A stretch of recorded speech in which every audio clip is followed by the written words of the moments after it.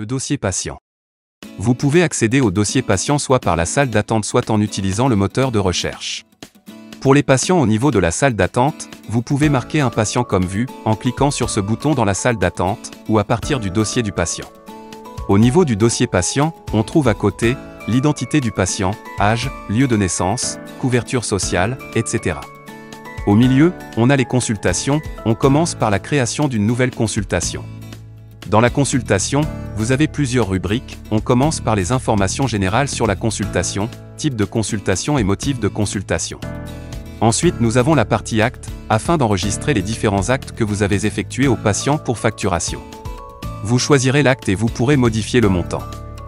Les différents actes sont configurables depuis les paramètres, vous trouverez plus d'informations dans la vidéo qui explique la page des paramètres.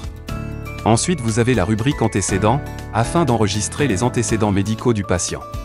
Votre base de données va devenir de plus en plus riche à mesure que vous la remplirez. Il y a aussi la section des constantes. Et l'examen clinique. Pour terminer, nous avons la section de la conclusion, vous pouvez la remplir de manière automatique en cliquant sur « Remplir la conclusion automatiquement » ou la remplir manuellement. Enfin, vous pouvez enregistrer le diagnostic. Pour donner une ordonnance. Cliquez sur Ordonnance. Cherchez un médicament puis cliquez sur le médicament souhaité, et donnez une posologie ou remarque. Pour les médicaments qui n'existent pas sur notre base de données, vous pouvez les ajouter manuellement. Après avoir terminé la création de votre ordonnance, veuillez cliquer sur le bouton Ajouter. Vous allez trouver votre ordonnance en bas des autres sections. Vous pouvez imprimer votre ordonnance directement en cliquant sur Imprimer. Dans la vidéo explicative de la page des paramètres, vous verrez comment vous pouvez configurer automatiquement votre ordonnance en ajoutant un en-tête. Pour demander un bilan biologique ou ajouter les résultats d'un bilan biologique, cliquez sur Bilan biologique. Écrivez le bilan que vous voulez demander, puis cliquez sur Ajouter. Vous allez trouver le bilan en bas des autres sections. Et vous pouvez l'imprimer directement. Pour ajouter les résultats d'un bilan biologique, cliquez toujours sur « Bilan biologique », puis ajoutez les résultats. Entrez le nom du bilan, vous pouvez écrire les résultats ou importer un document.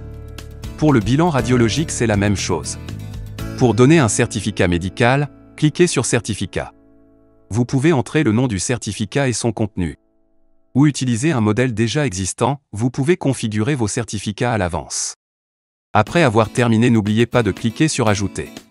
Vous allez trouver le certificat en bas, et vous pouvez l'imprimer directement. Après avoir terminé la consultation, cliquez sur Terminer. En revenant au dossier de notre patient, consultation Cabidoc vous donne un résumé pour vous permettre de gagner du temps. Le dossier patient est divisé en plusieurs rubriques, consultation, actes, prescription, bilan biologique, etc. Dans la page actes, vous allez trouver tous les actes que vous avez effectués pour ce patient. La page ordonnance contient toutes les ordonnances que vous avez données à ce patient. La page bilan biologique contient tout le bilan et les résultats.